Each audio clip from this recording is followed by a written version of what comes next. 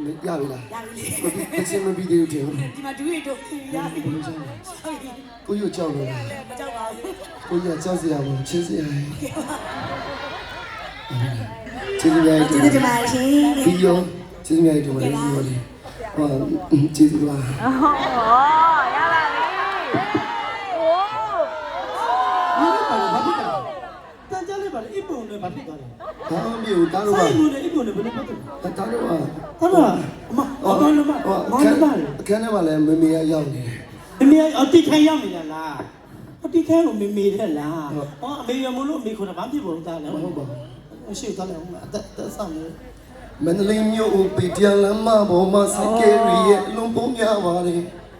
VIP ဆိုင်ရင်မို့ရဲ့ crown လေးများဖွဲ့ပါအမြဲတမ်းအောက်ပြီးဖို့ရည်နေပါโอเคကျိုးစောချမ်းတော် fighting ဘာမှရည်စရာမပါတူပြောတာဘာမှရည်စရာမပါ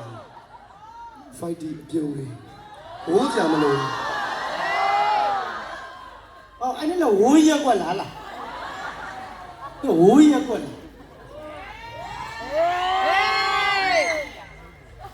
ယူလိုက်ပါတယ်နောက်နေ့ပေါင်းများစွာတိုင်အောင်စသဖြင့်လောကမှာကျေတွင်းလင်းလက်ပါစီတဲ့မမနန်ပေါ့နော်ချစ်ရတဲ့မမနဲ့ရနော် thank you so much arigato gozaimasu မျိုးသမီးကြိုင်လာလားမျိုးသားကြိုင်လာလားကဲကြောက်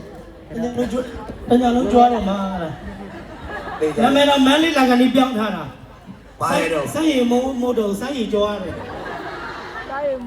မနာလိုတဲ့လူမျိုးတိုက်ခဲ့ကြတာပါအဲ့လိုပြန်ပြီးငါပဲလားကွာမင်း